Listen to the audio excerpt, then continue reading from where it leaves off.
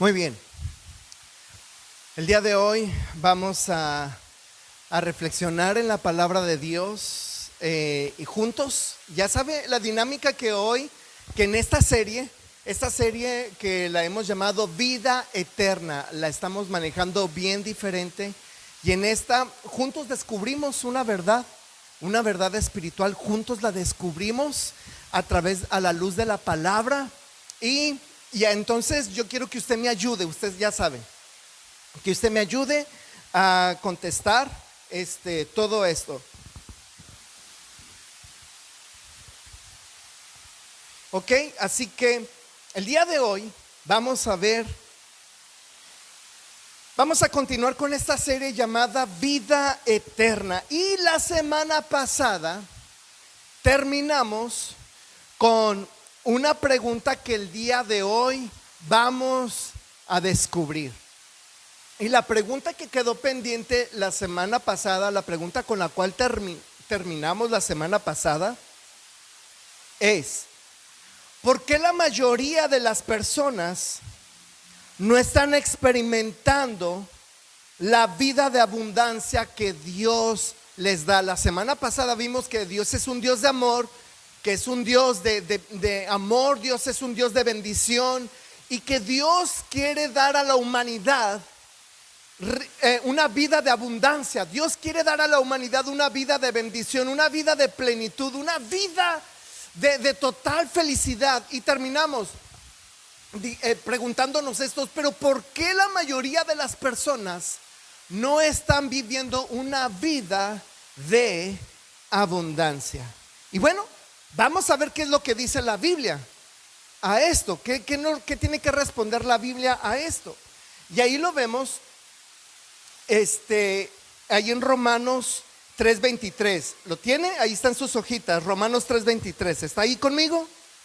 Dice: pues todos hemos pecado, nadie puede alcanzar la meta gloriosa establecida por Dios.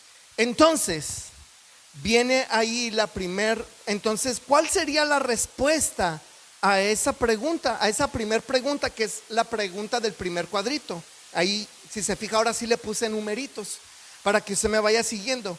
Entonces, según la Biblia, hermano, ¿por qué la mayoría de las personas no está experimentando la vida de abundancia que Dios da? ¿Por qué? ¿Por qué? Porque todos hemos pecado. Porque todos hemos pecado. ¿Está de acuerdo con eso? Es lo que dice la Biblia, ¿verdad? Todos hemos pecado y entonces nadie puede alcanzar la gloria de Dios. Entonces, el hombre es pecador, diga, es pecador. Y está separado de Dios. Así que no podemos conocerlo personalmente. El hombre no puede, el humano no puede conocer a Dios personalmente o experimentar su amor porque Él es un pecador. Nota que no dice la Biblia comete pecado, no dice, eso no está diciendo. Lo que está diciendo que el hombre es. Y nota esto es bien importante, porque la palabra, esas dos letritas, es, tiene que ver con identidad. El hombre, su identidad es pecador.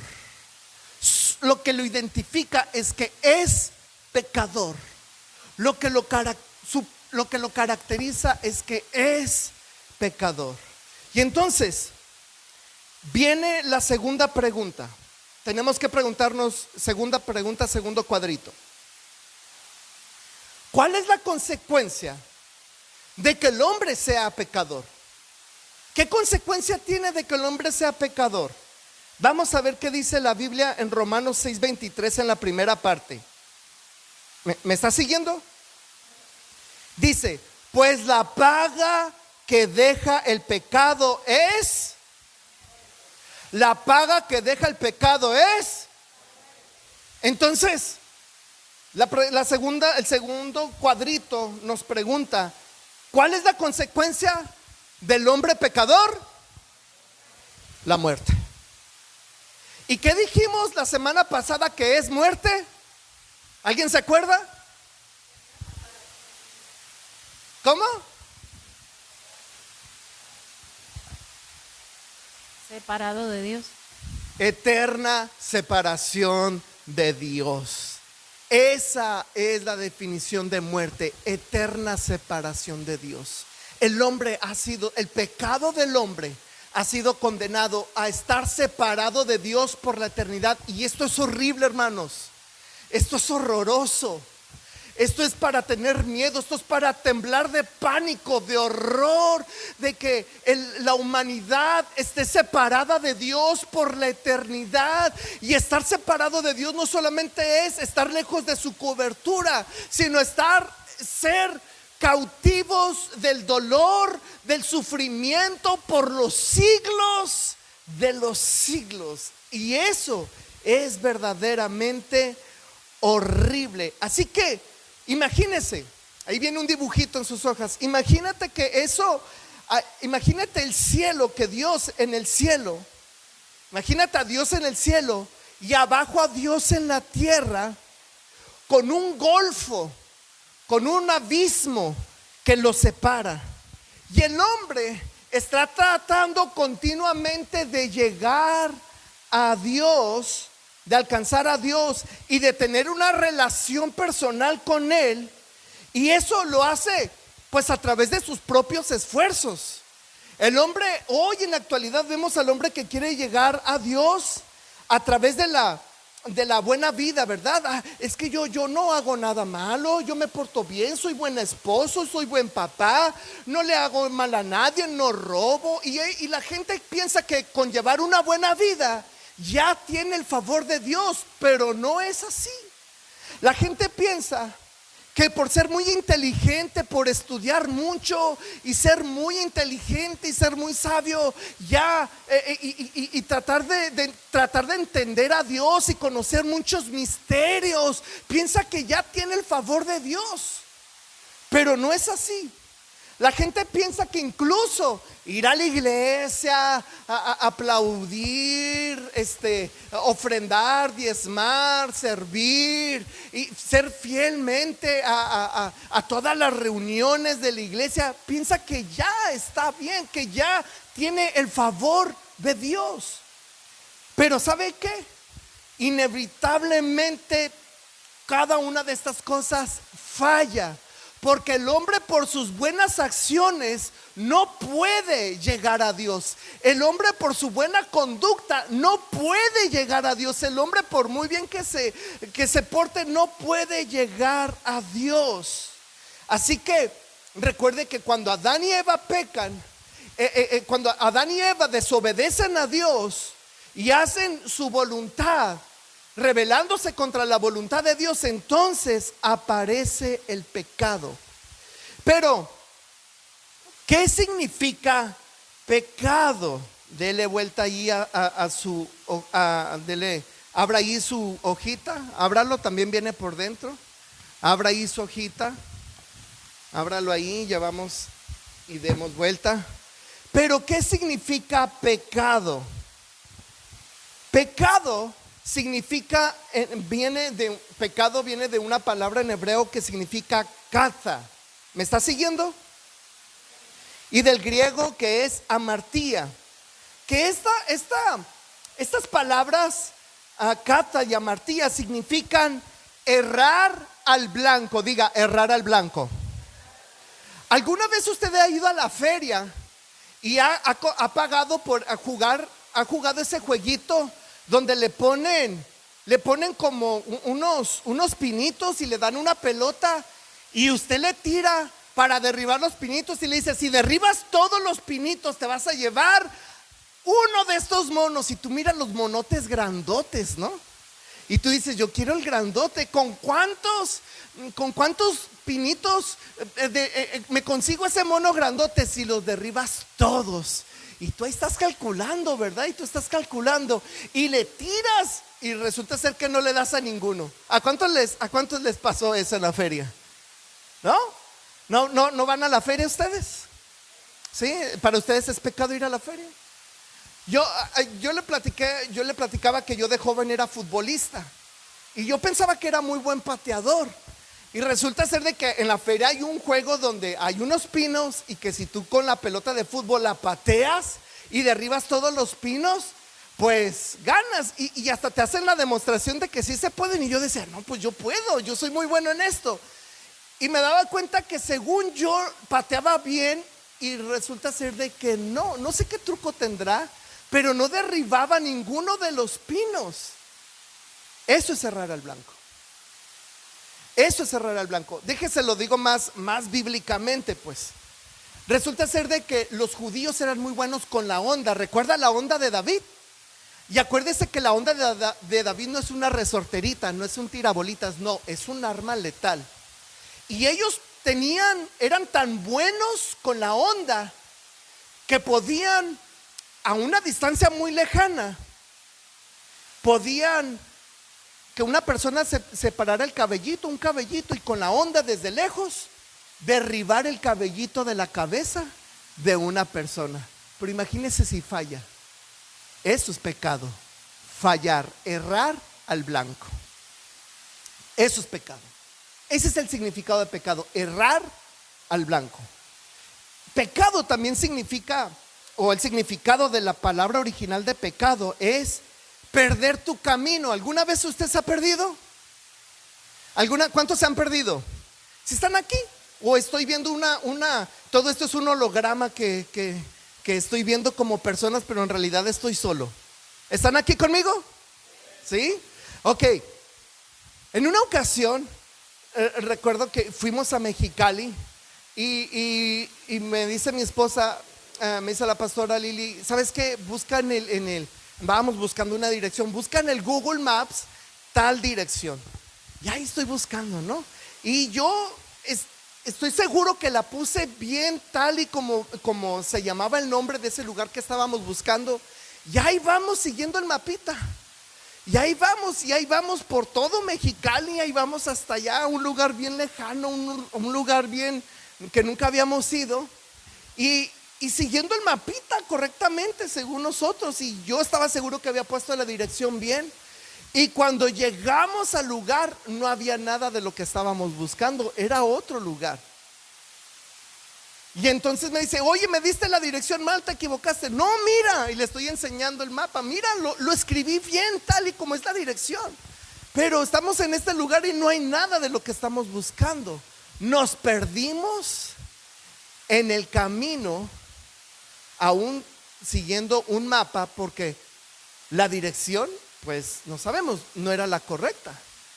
Eso es pecado. Ese es el significado de pecado, es perder tu camino. Eso es pecado. Pecado es fallar en alcanzar una meta. ¿Cuántos se han puesto a dieta? A ver, levanten la mano los que alguna vez se han puesto a dieta. A ver, levanten la mano los que son de mi equipo. A ver, no me dejes solo. A ver, ¿cuántos se han puesto a dieta? Ahora resulta ser que no. Puro Ken aquí, Barbie. Puro Ken y Barbie aquí, ¿verdad? Sí, puros disciplinados. ¿Sabes? ¿Y cuántos les ha pasado que vas ¿y cuántos han ido con el nutriólogo? A ver, yo también fui al nutriólogo. A ver, ¿cuántos fueron al nutriólogo a ponerse a dieta? Ok. Bien, tengo varios. ¿Y a cuánto les pasó? Si quieres en esta no levantes la mano, contéstate tú solo. Pero ¿a cuánto les pasó que cuando fuiste al nutriólogo, la nutrióloga te midió, te pesó y todo, y dice, de aquí a tanto tiempo vas a volver a regresar y tu meta es bajar tantos kilos? Y tú pues ahí estás, ¿no? Pero tú y yo sabemos que en el transcurso de aquí a ese tiempo, pues tú y yo sabemos que tuvimos uno que otro desliz, tuvimos un pecadillo por ahí, un chocolatillo, una galletita por ahí, ¿verdad? Y cuando llegamos con el nutriólogo dijimos, bueno, pues no me porté tan mal, una que otra vez, pero no pasa nada. Y cuando llegaste con el nutriólogo, la nutrióloga, y te pesó, te dijo, no llegaste a tu meta. No me contestes, pero ¿a cuántos les pasó eso? Que no llegaste a la meta. Eso es pecado. Ese es el significado de pecado.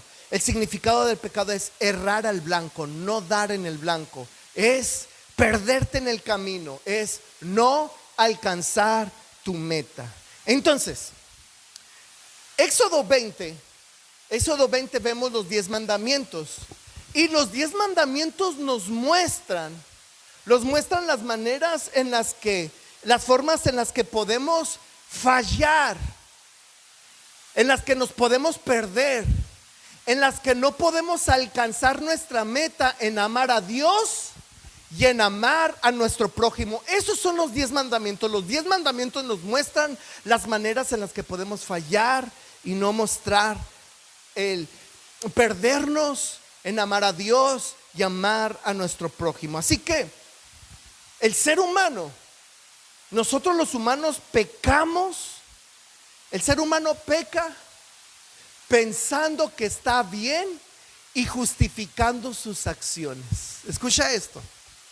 Ese es el grave problema que tiene la humanidad, que el humano peca y él piensa que está bien y hasta justifica sus malas acciones. Escuchaba en la semana a un ministro cristiano, que él platica que adoptó a un niño de orfanatorio, que este niño de orfanatorio fue rescatado. Y este niño en su antigua vida, antes de ser rescatado, era un niño que estaba siendo cuidado por ladrones, por rateros. Entonces está en este orfanatorio. Este ministro con su esposa adopta a este niño, lo lleva a su casa y lo adopta como su hijo. Y se dio cuenta que al niño le gustaba robar. Y era muy raterito el niño. Y batallaban mucho en quitarle esa maña al niño, a quitarle ese mal hábito que tenía de robar. Y cuando le preguntaban al niño, se sentaban con él y con amor le decían: mijo, ¿pero por qué robas? Mijo, ¿pero por qué haces eso, mijo? Pero ¿por qué? Y el niño pensaba que estaba mal, decía: ¿pero por qué está mal? No, está bien, mira, ya tengo este juguete, mira, ya tengo esto otro, no está mal. Mira, el niño justificaba sus acciones y él pensaba que lo que hacía, que era robar, estaba bien. Entonces, lo que este ministro empezó a hacer con este niño es a cambiarle el chip y hacerle ver que ella estaba en una nueva casa, con una nueva familia, y que tenía que aprender a vivir una nueva vida. Y entonces, ¿qué fue lo que hizo? Que fue y agarró su niño, su nuevo hijo, y se lo llevó a la tienda y compró muchos juguetes. Y se fue a los puentes, debajo de los puentes, a los lugares donde había niños con necesidad, y empezó a regalar. Y le daba: regálaselo. Y le daba al niño el regalito para que el niño fuera y regalara ese regalito. Y entonces el niño empezó a experimentar una nueva sensación. Así que le cambió la emoción de robar, se la cambió por la emoción de la generosidad. Y entonces el niño dejó de ser un ratero para ahora ser un niño generoso que bendecía a otros. ¿Se fija? Eso es lo que eso no es lo que hace Cristo con nosotros. ¿Qué acaso no es lo que hace el Señor con nosotros? Nos cambia, nos salva y nos cambia nuestra manera de vivir, de actuar, de pensar, y nos lleva a vivir una nueva vida en Cristo. ¿Cuántos dicen amén a eso? Si tú lo crees, dale una ofrenda de palmas a Jesús.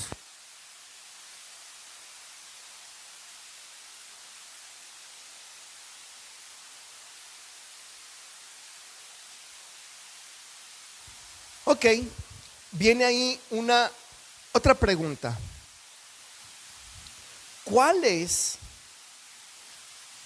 ¿Cómo le llama la Biblia al humano que justifica el pecado? ¿Cómo le llama la Biblia al humano que justifica el pecado? Vamos a Romanos 6, 6. Voy en la pregunta 4. Romanos 6.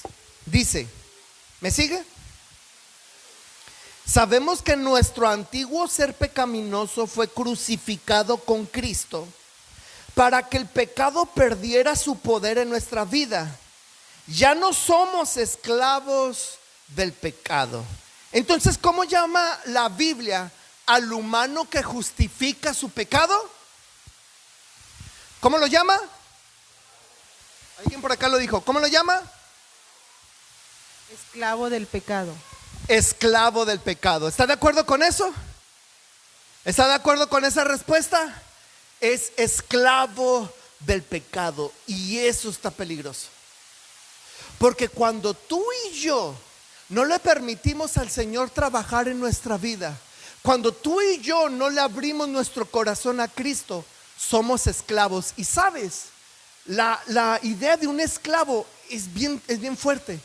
Porque cuando vemos los esclavos, un esclavo no tiene derechos, un esclavo no tiene voz, un esclavo no tiene voto, un esclavo no tiene derecho, un esclavo no tiene derecho a ser escuchado. Un esclavo es controlado, un esclavo es manipulado, un esclavo es que haga cosas en contra de su voluntad. Ese es un esclavo, porque tiene un dueño y tiene un amo. Y entonces, una persona esclava del pecado hace lo que el pecado le dicta que haga. Y es bien fácil robar, mentir, criticar, engañar, ser orgulloso, ser hipócrita, ser chismoso, ser mentiroso, ¿por qué? Lo hace tan fácil. Y hasta se justifican hacerlo porque es un esclavo. Y eso es peligroso. Porque cuando una persona es esclava del pecado, esa persona está siendo controlada por eso. Así que por eso que se llama pecado. Entonces, ¿cómo se ve la esclavitud? ¿Cómo se ve la esclavitud? Vamos a ver cómo se ve la esclavitud. Estoy en el cuadrito 5, pregunta 5. ¿Cómo se ve la esclavitud? Romanos 7, 15 al 18. ¿Me sigue? Dice, está hablando Pablo, ¿ok? Es apóstol, escogido por Jesucristo mismo, un hombre estudiado, un hombre que tiene doctorado, un hombre que tuvo influencia, que tiene influencia, un hombre que es muy inteligente, que es muy sabio, un hombre que ora mucho. Escribe estas líneas, escuche esto. Realmente no me entiendo a mí mismo, porque quiero hacer lo que es correcto, pero no lo hago.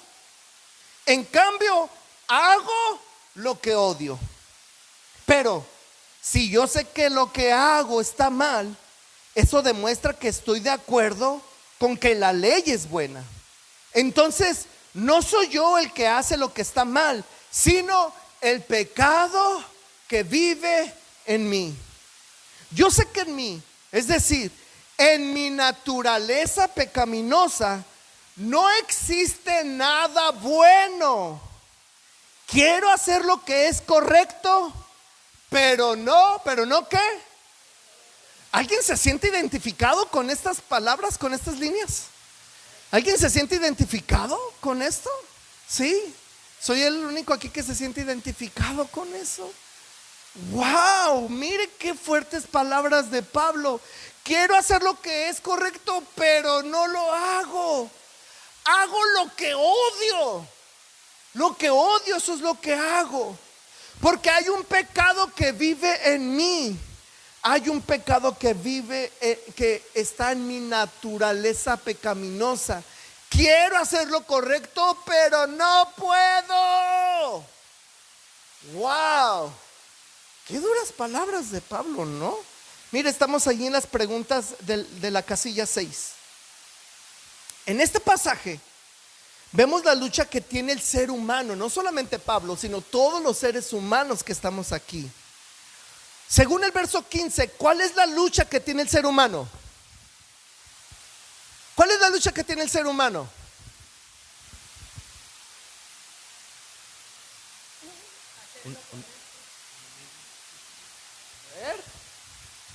Hacer lo correcto, pero no puedo.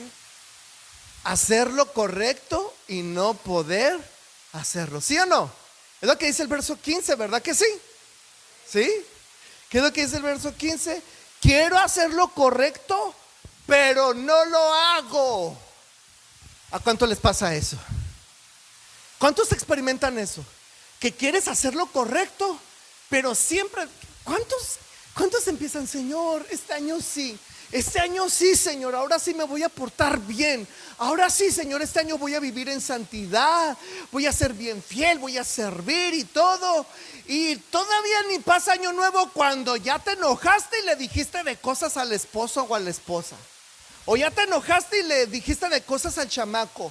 O el muchacho ya se enojó y ya entre dientes le dijo: ¡ay, vieja loca! Ya le faltó el respeto a su mamá. ¿Cuánto les ha pasado eso? Qué tremendo, ¿verdad? Es lo que está diciendo Pablo. O sea, es la lucha que tenemos. Queremos hacer lo correcto, pero no podemos. Según el verso 17, hermanos, ¿qué es lo que nos lleva a errar en el camino? ¿Qué es lo que nos lleva? A ver, por acá lo escuché, voy corriendo. ¿Qué es lo que nos lleva a errar en el camino? El pecado que hay en mí. El pecado que hay en mí. ¿Estás de acuerdo con esa respuesta? Sí, ¿verdad? ¿Qué es lo que nos lleva a errar en el camino? Recuerde que eso es pecar. Errar en el camino, perderte en el camino. El pecado que está dentro de nosotros. El pecado que vive dentro de nosotros. Según el verso 18.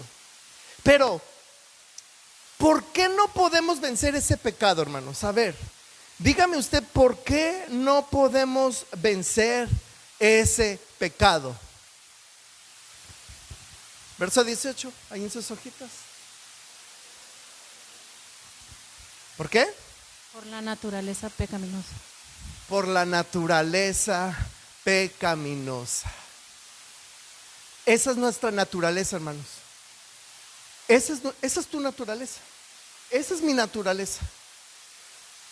Ser pecador, pecar, fallarle al Señor. Es decir, en pocas palabras, hermanos, pecado es fracasar como humanos. Ese es el pecado. Fracasamos siendo humanos. Fracasamos. Y hoy vemos el mundo en el que vivimos. ¿Cuánta maldad hay en el mundo, no? ¿Cuánta maldad hay en el mundo? Hoy, en esta semana fui torturado cruelmente.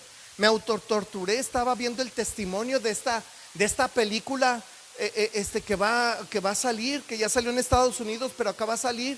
Y una entrevista que le hicieron al que rescata a los niños en secuestro. Y me impactó la crueldad y la frialdad del corazón de los maleantes, de los secuestradores que secuestran niños. No tienen temor. El humano así está, un corazón duro, un corazón frío. Hermano, si dentro de la iglesia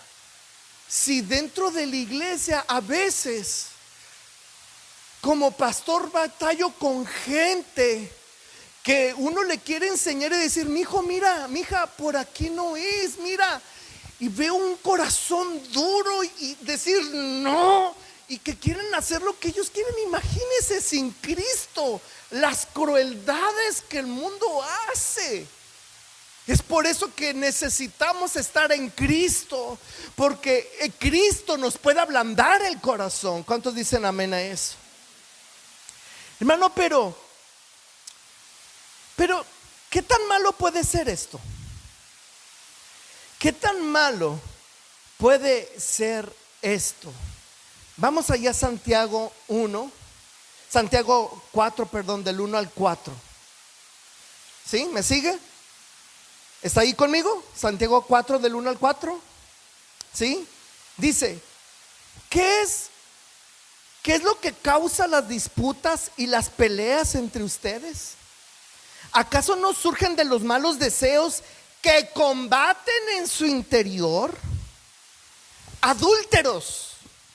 Aquí Santiago está usando la palabra adúltero para ejemplificar, para ilustrar la manera en la que una persona pues tiende a caer, tiende a coquetear con el pecado. Adúltero. No se dan cuenta de que la amistad con el mundo los convierte en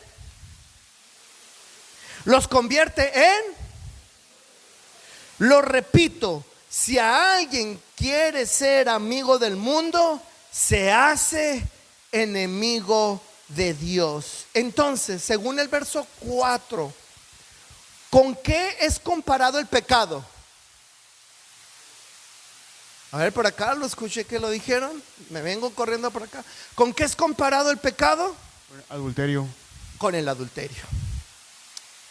Con eso es comparado como un adúltero, como que alguien que le es infiel a su esposa, como un hombre o una mujer que le es infiel a su esposo o a su esposa. Eso, así Dios ve el pecado.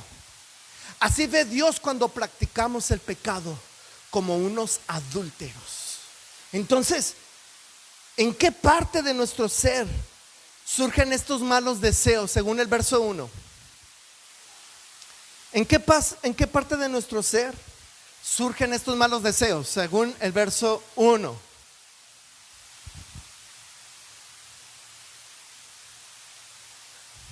¿En qué parte de nuestro ser? ¿Qué dice ahí? A ver. En los deseos malos. En los malos deseos que combaten. Ahí está. Combaten en el interior de nosotros. Ahí está. Los que combaten en nuestro interior. De ahí vienen nuestros. Es decir, hermano, nosotros siempre peleamos. Tú tienes que entender esto, que tú y yo peleamos todos los días. Todos los días es un combate. Todos los días tú necesitas levantarte con una mentalidad de un guerrero, de una guerrera, que tú vas a combatir contra el pecado que está en tu interior, que lucha en tu interior para poder dominarte. Entonces, ¿en qué se convierte una persona que sigue sus malos deseos? Según el verso 4. ¿En qué? Enemigo de Dios. Una persona que hace caso a sus deseos de su interior se convierte en un enemigo de Dios. Hermanos, ¿se está dando cuenta de esto? Iglesia, muchachos, ¿se están dando cuenta de esto? Yo no sé si tú estás viendo la gravedad de esto, pero el pecado no es algo ligero. Nosotros lo hemos hecho ligerito. Nosotros lo hemos diluido, el pecado. Pero en realidad, no sé si tú lo estás viendo, el pecado es algo muy grave. Una persona que practica el pecado se convierte en un enemigo de Dios. Y eso es horrible, porque ser enemigo de Dios es ser expuesto a un juicio justo, pero un juicio duro, un juicio de condenación, un juicio de estar separado de Dios por la eternidad. Eso es gravísimo. Y si tú y yo no estamos dimensionando esto, si tú y yo no nos estamos dando cuenta de lo grave que es esto, entonces estamos en un grave peligro. Nuestra vida está en peligro de morir instantáneamente y comparecer ante un Dios justo que nos juzgará con un justo juicio. Chicos, jóvenes, hey, despierten. Eso es una realidad. El que practica pecado es un enemigo de Dios. ¿Sabes algo? Te conviene ser más enemigo de Satanás que enemigo de Dios, porque si tú eres amigo de Dios, te haces enemigo de Satanás. Pero Satanás está derrotado, está vencido, él tiene un fin, su derrota está escrita. Pero ser enemigo de Dios no te conviene. Ser enemigo de Dios, estás condenado, estás frito a morir por la eternidad en sufrimiento, en dolor. Y eso, si eso no te duele, si eso no te quebranta, si eso no te lleva a doblar tus rodillas, si eso no te lleva a clamar al cielo y decir: Señor, soy un pecador, Señor, estoy condenado, Dios, Señor, por favor.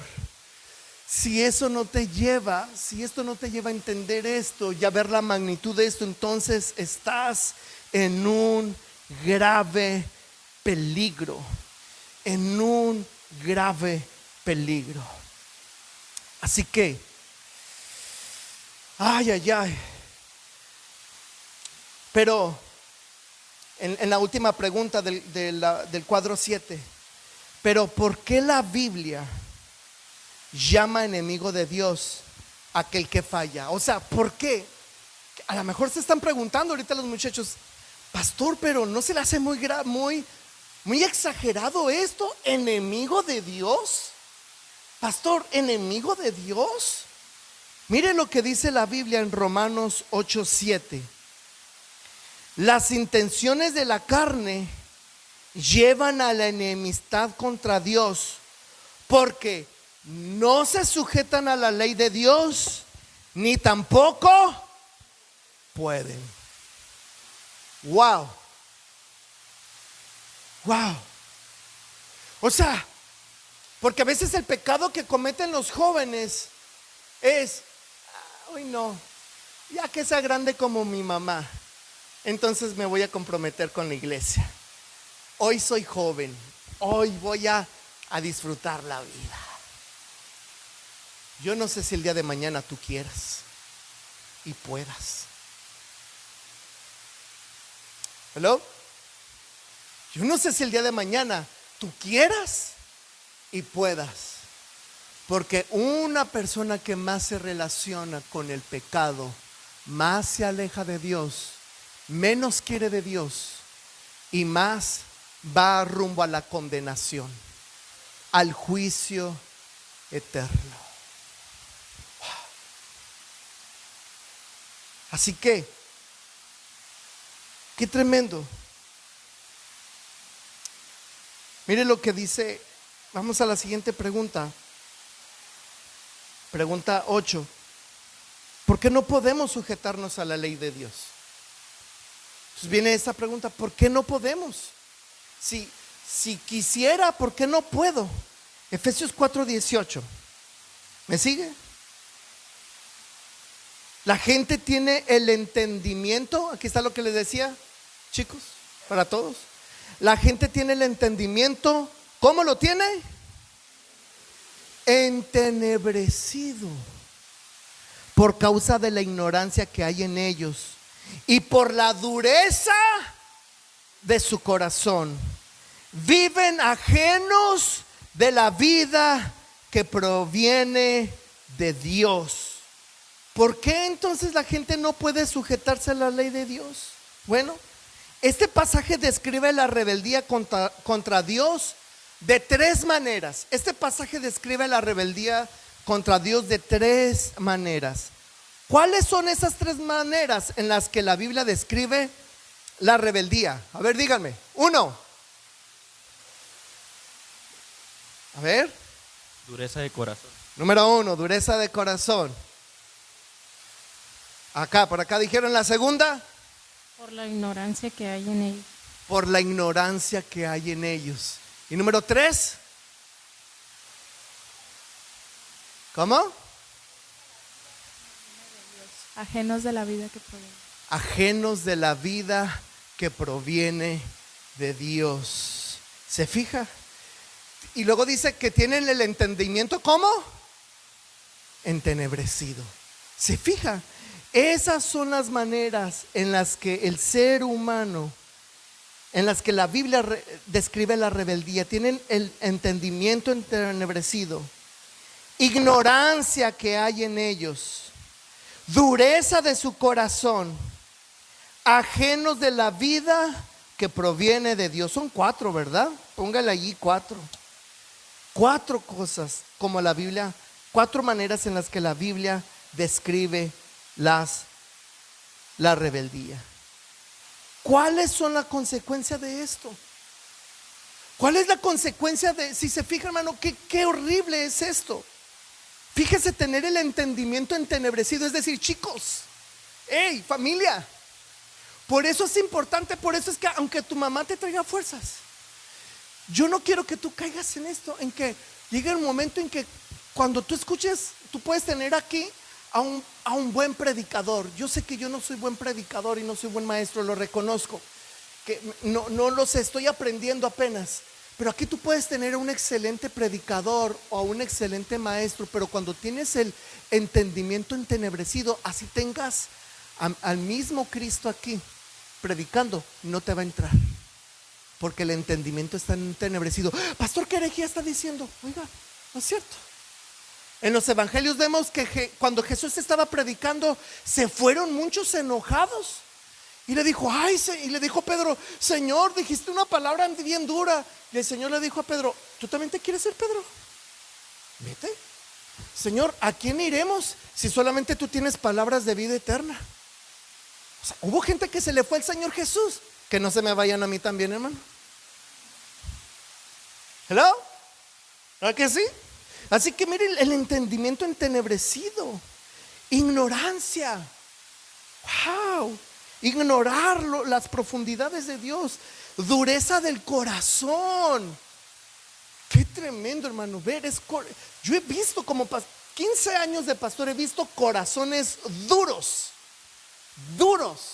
donde a veces acá desde el altar uno se desgasta y llora y hace, y los corazones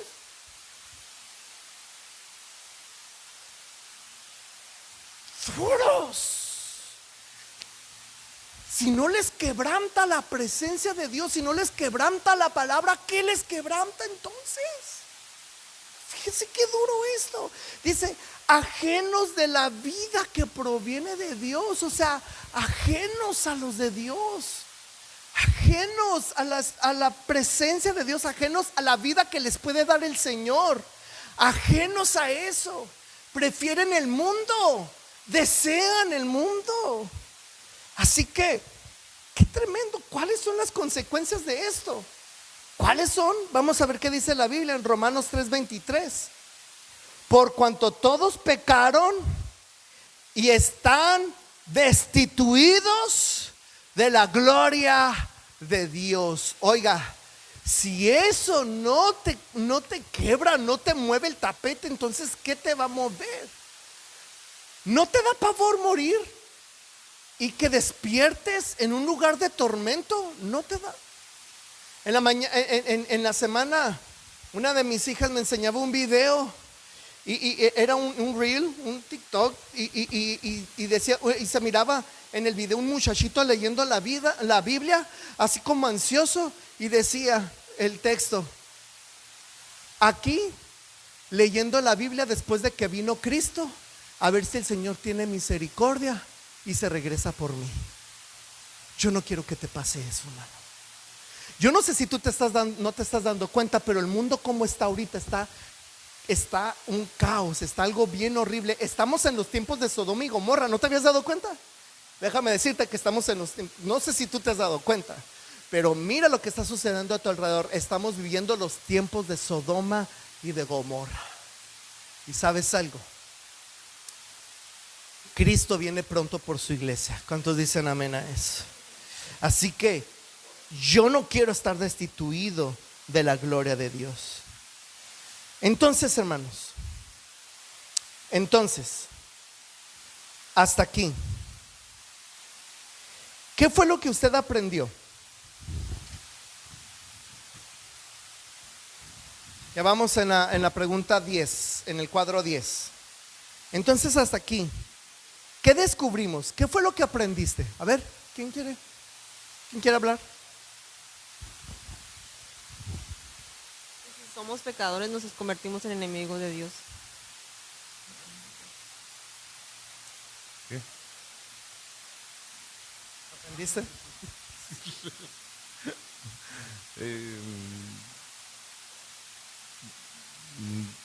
No. A ver, entonces hasta aquí, ¿qué aprendieron? ¿Qué aprendiste?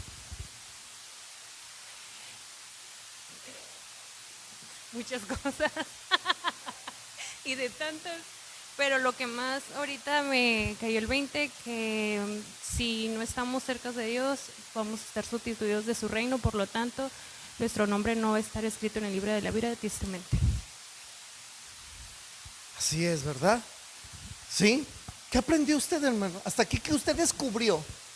Porque juntos lo descubrimos esto, ¿verdad? ¿Qué descubriste tú en esta enseñanza? ¿Cómo se ve reflejado esto en la humanidad? A ver, piensa esto. ¿Cómo se ve esto que aprendimos hoy? ¿Cómo se ve reflejado en la humanidad? ¿Cómo se ve la humanidad? A ver. ¿Cómo se ve reflejado esto en la humanidad?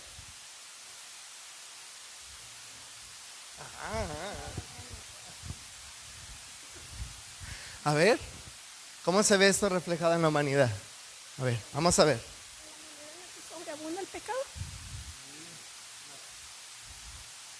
Bueno, eso fue lo que se... Mentes entenebrecidas. Wow. Personas duras de corazón ante la presencia del Señor. ¿Qué más? En nosotros, y que lo que nos separa de Dios es el pecado, y mientras más estemos en el mundo, más separados vamos a estar de Dios, porque Dios no está con el pecado. Sí, gracias. Se fija, así está el mundo, ¿verdad que sí? Vemos un mundo que está entenebrecido, que está roto, que está enojado con Dios. Y hermano, y su vida, piensa en tu vida. ¿Tu vida está afectada por esto? ¿Tu vida está siendo afectada por esto? ¿Tu corazón, tu propia vida está afectado por esto? ¿Por el pecado? ¿Cómo está siendo afectada tu vida por eso? Mi vida está siendo afectada por eso. Mi vida, el pecado que ahí me pone trabas, de que el pecado me frena a agradar a Dios, mi vida. Y ¿sabes algo? Cada mañana, cada noche, cuando ya estoy en cama y estoy pensando, digo, Señor, por favor, mañana, que en esta noche mi mente cambie por completo y mañana quiero ser diferente, quiero ser mejor para ti, quiero agradarte a ti, Señor, por favor. Y en las noches, en las madrugadas me despierto y, Señor, por favor, ayúdame a ser agradable a ti. Yo no sé si tú tienes esas luchas, pero si tú no tienes esas luchas, tú deberías de reconsiderar tu vida espiritual. Porque tú estás cerrando el camino. Estás viviendo en pecado. Pero ¿sabe algo? Yo estoy seguro que tú puedes ver la gravedad del asunto. Yo estoy seguro que tú estás viendo en este momento la gravedad del asunto. La humanidad es pecadora. Por lo tanto, es enemiga de Dios. Y esto es horrible. Esto es horroroso. Si a ti no te pone a temblar esto, entonces yo no sé qué te puede poner a temblar. Cuentan la anécdota de una muchachita que por fin le sacó el permiso a su mamá para ir a una fiesta con sus amigos. Y le dice, ya me voy, mamá, ya vinieron por mí. Y le dice, pues al menos, y le dice, ya me voy, mamá, ya vinieron por mí. Ándale, mija, que el Señor te bendiga. La mamá preocupada, ándale, mija, que Dios te bendiga. Pues a menos que el Señor se vaya a la cajuela, porque el carro va lleno. Tuvieron un accidente. Lo único que quedó bien del carro fue la cajuela. ¿A dónde cree que se fue esa muchachita? Qué tremendo eso, hermanos. Pero ¿sabe algo? Pero Dios no quiso dejarnos abandonados con el problema. El Señor mismo nos da la solución a este problema. Y terminamos con esta cita, Romanos 5:8. ¿Lo leemos juntos? 1, 2, 3. Pero Dios mostró el gran amor que nos tiene al enviar a Cristo a morir por nosotros, cuando todavía éramos pecadores. Wow. Y esto es hermoso. Y esto es maravilloso. Y esta es la solución a este grave problema. Dios nos mostró el gran amor que tiene para con nosotros, en que envió a Cristo a morir por nosotros, a morir en nuestro lugar. Cuando éramos buenos, cuando nos portamos bien, cuando ya quisimos cambiar, no. Cuando todavía éramos pecadores, Cristo murió por nosotros. Es decir, piénsalo bien. Es como cuando piensa en la ofensa más grande que te puedan hacer. Piensa en la ofensa más grande que te puedan hacer. Imagínense, esposas, que el esposo te sea infiel. O esposo, imagínate que te sea infiel. O imagínate, padres, que tus hijos traicionen tu confianza. Piensa en la ofensa más grande. Imagínate que todavía este bribón o esta bribona esté todavía jactándose de lo que hizo y que de la otra parte diga, sé que todavía no te arrepientes y sé que lo que hiciste está mal, pero déjame decirte algo, yo te amo y aún así yo te perdono. ¿Harías eso? ¿Harías eso? ¿Verdad que no? ¿Harías eso? ¿Verdad que no? Está difícil, ¿verdad? ¿Harías eso tú? Si te hicieran eso, ¿lo harías tú? ¿Lo harías? ¿Harías eso? No, ¿verdad? Está difícil. Dios lo hizo. Pues Dios nos amó tanto que aunque éramos pecadores, envió a su Hijo a morir por nosotros. Y de eso vamos a hablar la próxima semana. Cómo se ve reflejado el gran amor de Dios hacia nosotros. Cómo el gran amor es la solución para nuestro pecado. Y yo no sé tú, pero yo no sé si tú quieres venir a este altar y clamarle a Dios, Señor, yo quiero que me duela el pecado. Yo quiero que me duela fallarte.